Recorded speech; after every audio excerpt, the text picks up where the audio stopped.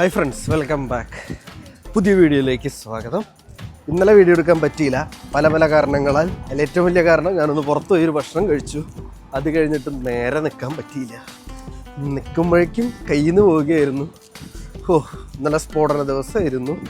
But still കുറച്ച് മരുന്നുകളാൽ ഞാൻ ശക്തമായി ഇന്ന് തിരിച്ചു വന്നിരിക്കുകയാണ്. കാരണം അറ്റൻഡൻസ് കളയാൻ പറ്റില്ലല്ലോ. അപ്പോൾ ഇന്ന് തിരിച്ചു വന്നിരിക്കുകയാണ്. ഇന്നിപ്പോൾ നമ്മുടെ പരിപാടി എന്ന് പറയുന്നത് ക്ലാസ്സിൽ പോകണം. ക്ലാസ്സിൽ പോയി കഴിഞ്ഞിട്ട് ഇന്ത്യൻ സ്റ്റോറിൽ പോകണം. കാരണം എൻ്റെ അന്നം തീർന്നിരിക്കുകയാണ്. അതിന് മേടിച്ചില്ലെങ്കിൽ ശരിയാവില്ല. ഇന്ന് അന്നം മേടിക്കാൻ പോകണം. അതൊക്കെയാണ് ഇന്നത്തെ പരിപാടി. ഇന്നിപ്പോൾ ഏതൊക്കെ ക്ലാസ് എന്ന് വെച്ച് കഴിഞ്ഞാൽ ഇൻറ്റേർണൽ ഡിസീസ് ഉണ്ട്, അതേപോലെ തന്നെ റീപ്രൊഡക്ഷനും ഉണ്ട്. ഇപ്പം എന്താണെന്ന് ഷെഡ്യൂളുള്ളത് ഞാൻ നോക്കിയിട്ടില്ല. പക്ഷെ സ്ക്രബ് ഇട്ടിട്ടുണ്ട്, പിന്നെ നീല സ്ക്രബ് മാറ്റിയിട്ടുണ്ട്. ഇന്നിപ്പോൾ മജന്തി ആക്കിയിട്ടുണ്ട്, കണ്ടില്ലേ? മജന്ത സ്ക്രബ് ആക്കിയിട്ടുണ്ട്. ഇനിയിപ്പോൾ ക്ലാസ്സിൽ പോകണം. കാലത്ത് 8 മണിക്ക് തന്നെ ഇന്നും ക്ലാസ്. വേറെ പ്രത്യേകിച്ച് ഇപ്പോൾ കാലത്ത് പറയാനൊന്നുമില്ല. ക്ലാസ്സിൽ പോയിട്ട് ബാക്കിയ കാര്യങ്ങൾ ഇന്ന് ഞാൻ നിങ്ങളുടെ അടുത്ത് പറയാൻ പോകുന്നത് ഉപദേശങ്ങളെക്കുറിച്ച്. നിങ്ങൾ കേട്ടിട്ടുണ്ടോ? ഉപദേശങ്ങൾ. എനിക്ക് കൈ നിറയെ കിട്ടിയേക്കുന്ന ഒരേ ഒരു സാധനം ഉപദേശങ്ങളാണ്. അങ്ങ് ഫ്ലൈറ്റ് കയറിയതിന് ശേഷം പിന്നെ ഉപദേശങ്ങൾ എനിക്ക് കിട്ടിയിട്ടേ ഇല്ല. ഉപദേശങ്ങളപ്പോൾ നല്ലതാണോ ചീത്തയാണോ എന്ന് നിങ്ങൾ വിചാരിച്ചു കഴിഞ്ഞാൽ ചെറുപ്പം തൊട്ട് ഒരു ലോഡ് ഉപദേശങ്ങൾ കിട്ടിയേക്കുന്നത് കൊണ്ട് നല്ലതായിട്ട് എനിക്ക് തോന്നിയിട്ടുള്ളൂ. പിന്നെ നമ്മൾ ഏതൊക്കെ സിറ്റുവേഷനിൽ ആരെന്തൊക്കെ പറഞ്ഞാലും നമുക്കൊരു മണ്ണാങ്കട്ടയില്ല. അങ്ങനെയാണ്. ഉപദേശങ്ങളുടെ അയ്യരുകളിയായിരുന്നു നാട്ടിൽ. സ്കൂളിലും +1ലും +2ലും ഉപദേശങ്ങളുടെ പെരുമഴ. ഇന്ന് ഫ്ലൈറ്റ് കയറി കഴിഞ്ഞപ്പോൾ ഉപദേശങ്ങളൊന്നുമില്ല. ഒറ്റവാക്കി പറഞ്ഞു കഴിഞ്ഞാൽ നിങ്ങളെ കാര്യം നോക്കാം. ഉപദേശങ്ങൾ വരും പോവും. അതിനകത്ത് ആവശ്യമുള്ളത് നിങ്ങൾ എടുക്കുക. പലരും പറയാൻ കേട്ട് ഡെസ്പ് ആവാതിരിക്കുക. കാരണം ഇവിടെ നിങ്ങൾ ജോലി ചെയ്യുന്നവരാണ്. അവിടെയുള്ള മാനേജർമാരുകൾ ചില ചെറ്റകൾ പലതും പറയും. എന്നോടൊന്നും പറഞ്ഞിട്ടില്ല, പക്ഷെ പറഞ്ഞിരുന്ന കാലമുണ്ടായിരുന്നു.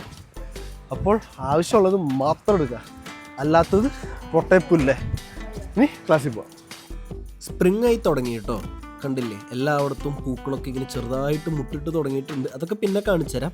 നമുക്കിന്ന് എന്താ പഠിക്കാനുള്ളതെന്ന് വെച്ച് കഴിഞ്ഞാൽ കുതിരയുടെ മൂക്കിലൂടെ ഒരു എൻഡോസ്കോപ്പി, അഥവാ കുതിരയുടെ മൂക്കിലൂടെ ഒരു യാത്ര. ഇത് വെച്ചിട്ടാണ് നമ്മൾ ഫാൻഡത്തിൽ പരീക്ഷിക്കുക. അതായത് ഈ ഡമ്മി പീസിൽ.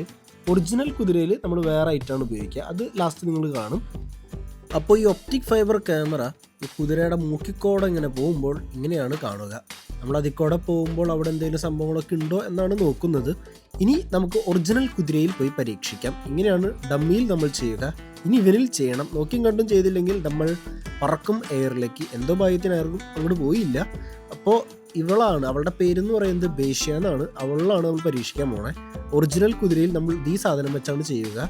ഒരു ചെറിയ ഇറിറ്റേഷൻ കാണും. നമ്മളപ്പോൾ നോക്കിയും കണ്ടും നിൽക്കുക.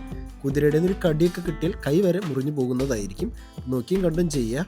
സേഫ്റ്റി മുഖ്യം ബിഗില്ലേ. എന്നിട്ട് നമ്മളങ്ങനെ പരിപാടി ചെയ്തു. അപ്പോൾ പരിപാടികളൊക്കെ കണ്ടു. ഞാൻ കാണിച്ചു തരാം. ഇതേപോലെ ഇരിക്കും. കുതിരയുടെ മൂക്കിലൂടെ അങ്ങോട്ട് കയറി പോകുമ്പോൾ അങ്ങനെ അവസാനം ക്ലാസ് കഴിഞ്ഞു. ഇനി ബാക്കി പരിപാടികൾ. ആദ്യത്തെ ക്ലാസ് അപ്പോൾ കഴിഞ്ഞിട്ടുണ്ട്.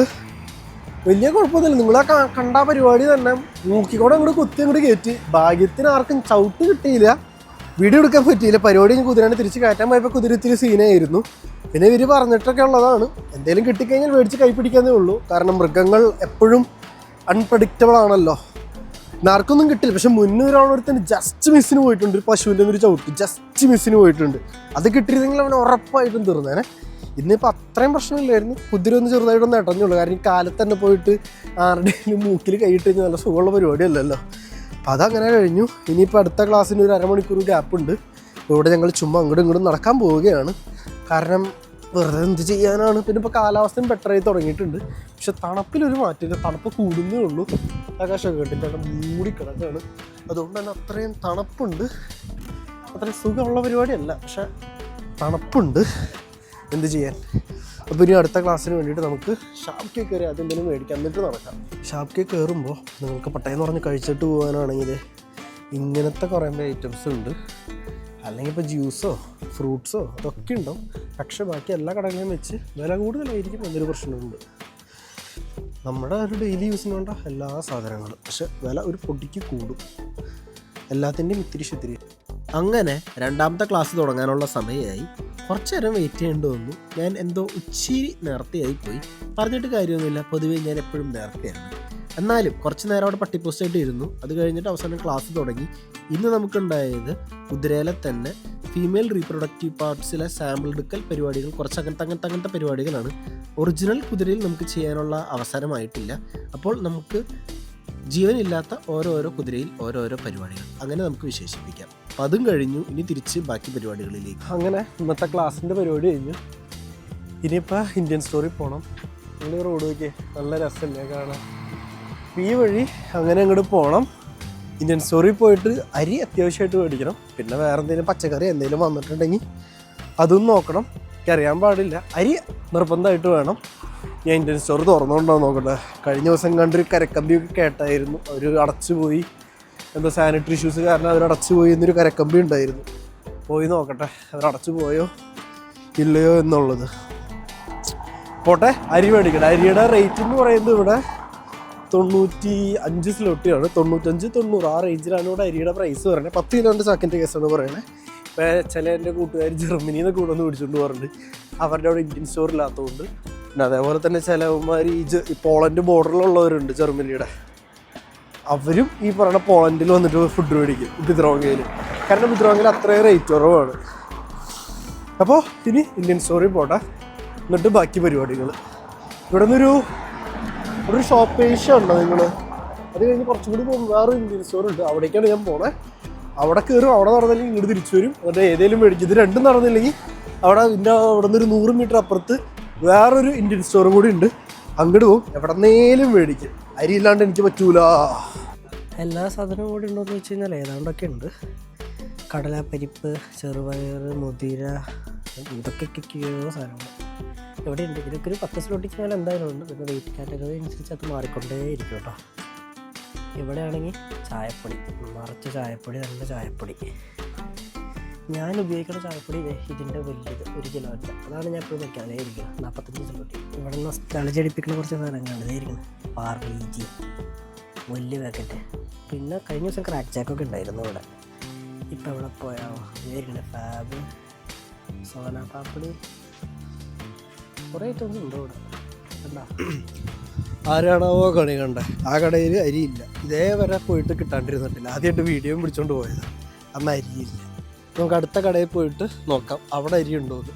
പിന്നെ ഇപ്പം ഞാൻ ഈ നിൽക്കുന്ന ഏരിയ ഉണ്ടല്ലോ, നിറച്ച് വലിയ വലിയ വലിയ കെട്ടിടങ്ങൾ കണ്ട എല്ലാ ഭാഗത്തും ഒരു റെസിഡൻഷ്യപ്പ് ഏരിയയാണ്. അതേപോലെ ഇതിനകത്ത് പകുതിയിലും കൂടുതൽ ഹോസ്റ്റലുകളാണ് ഓരോ യൂണിവേഴ്സിറ്റിയുടെ.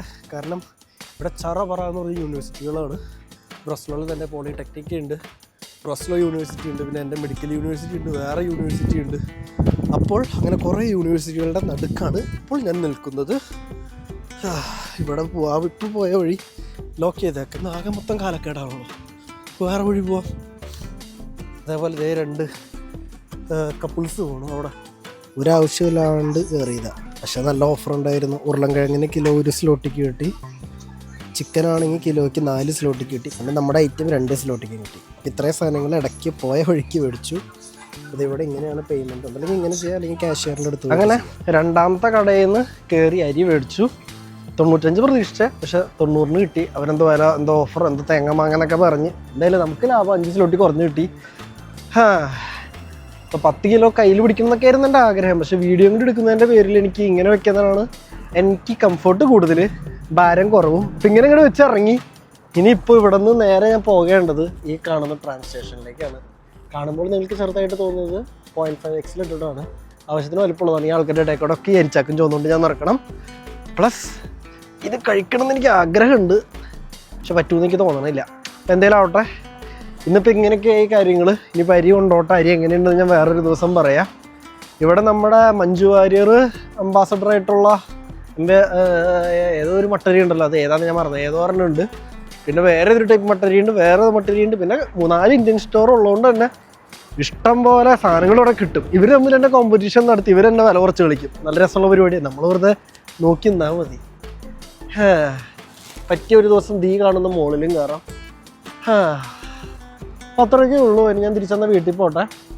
ഈ അതിമനോഹരമായ വ്ളോഗ് നിങ്ങൾക്ക് ഇഷ്ടപ്പെട്ടുവെങ്കിൽ സ്ഥിരം ചെയ്യാറുള്ള പോലെ ലൈക്ക് ചെയ്യുക, ഷെയർ ചെയ്യുക, സബ്സ്ക്രൈബും ചെയ്യുക. അപ്പോൾ ശരി, ബൈ ബൈ.